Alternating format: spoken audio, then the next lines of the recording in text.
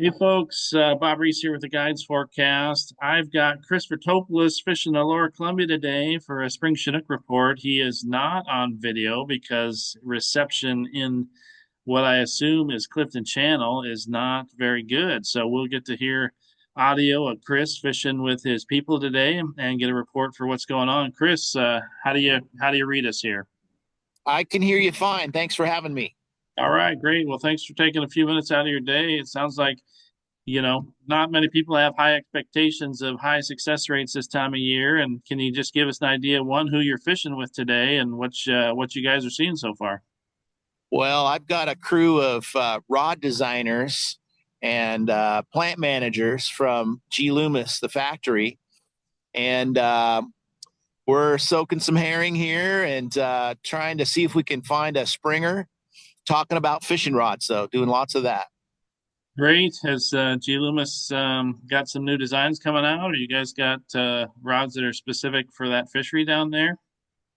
Well, I think they're always working on new stuff, and yes, they have some new rods coming out. The new IMX Pro will be coming out pretty soon, and keep an eye out for that. I'm excited for them, and they'll September. Is that right? Hmm? Later, sometime later in the future. Yeah, it's I assume with rod design, it's always dynamic based on the performance of the rod. So, I know they make a wide array of rods there. I assume you're probably trolling inline flashers versus the 360s. Is that right? Correct. Yeah.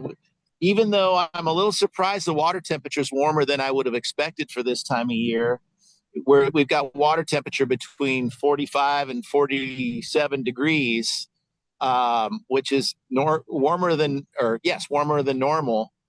So it won't be too long if water temperatures stay this high that we will be using 360 flashers. But right now, yes, we've got some triangles out, and um, we're in soaking herring, like I said, and hoping to run into one. Right on. Well, it doesn't sound like it's happened yet, but I think you told me earlier that you had talked to a boat that had a hold of one for a short period of time. So I assume that's still the same report. Yeah, there was one boat that passed us up, and he asked how we did, and when we said nothing yet, he said I hooked one just up there a little ways and lost it. So that's all I know of so far. Yeah, right on. Well, give us an idea of what you're seeing for water conditions down there. And actually, we still don't know exactly where you're fishing. I'm assuming it's Clifton Channel. Is that where you're at?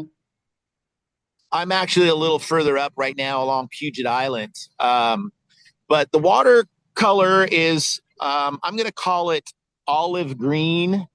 It's definitely not brown. It's more olive green colored, and I'd say about 2 feet of visibility.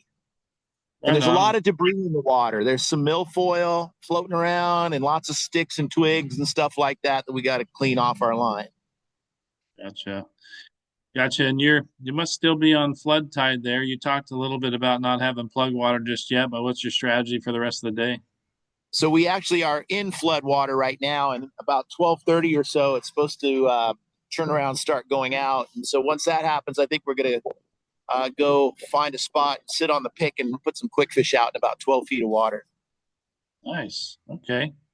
Well, good. One of the things we talk about with a fair degree of frequency this time of year, and especially this year, is sometimes those smelt. You sent a picture to the guides forecast last year with a spring Chinook with about seven smelt in its belly.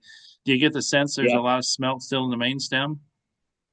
Well, I can't say that I'm seeing them here or know of any here. It sounds to me like the big wad of smelt moved upriver. I don't know if you saw or not or heard or not, but they're going to give a smelt season on the Sandy tomorrow.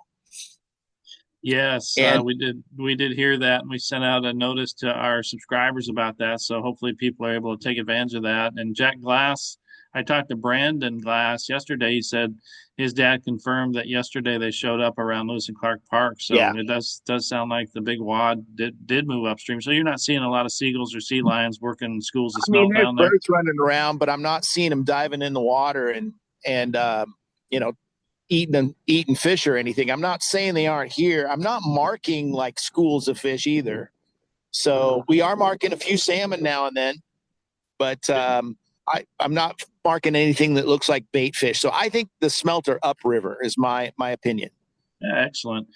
Well, you're supposed to fish down there through the closure on April 6th. Do you have an idea based on it's still nice here right now, but we're supposed to get some thunderstorms later today. It's Wednesday the 26th.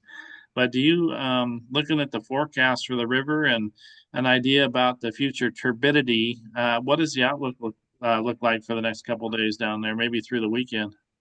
I suspect that the water is just going to slowly clean up every day, and it.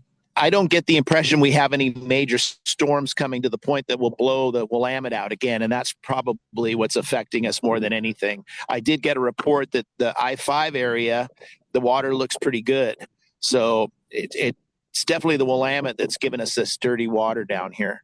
Yeah. Yep, you gave me that turbidity scale. We'll try and get that put up on our website there. But I don't know if you looked at a turbidity reading this morning before you guys got out. Did you happen to? I did not, but it was 13 yesterday. Okay, 13 and dropping is a good thing. So you got Yeah, 2 foot of visibility. You're doing pretty good there. You're running triangle flashers, and what are you running behind those flashers? Are you running green or red label herring, rigged pole, or plug cut? I'm running chartreuse dyed red label herring, Yeah, and plug cut or hole? plug cut. Then I Yeah. got one of the new Yakima bait cut plugs out there on my rod also, and it looks really nice in the water. So Oh, we good. just needed to run into a fish. Very good. Well, that's all about time and a little bit of luck. You certainly got the skill set. Are you kind of booked up for the rest of the season through the 6th of April, or you got any openings? My only opening, if I can get a few people to go, is April 1st. Oh, that's a foolish day to fish, but uh, you're still fishing. You're gonna stick down there in the Westport area. That's a beautiful place to fish. You're gonna stick there through the closure, I take it, That's the plan. Yeah, and then you'll shift over to the Willamette and fish the harbor after that, I'm guessing.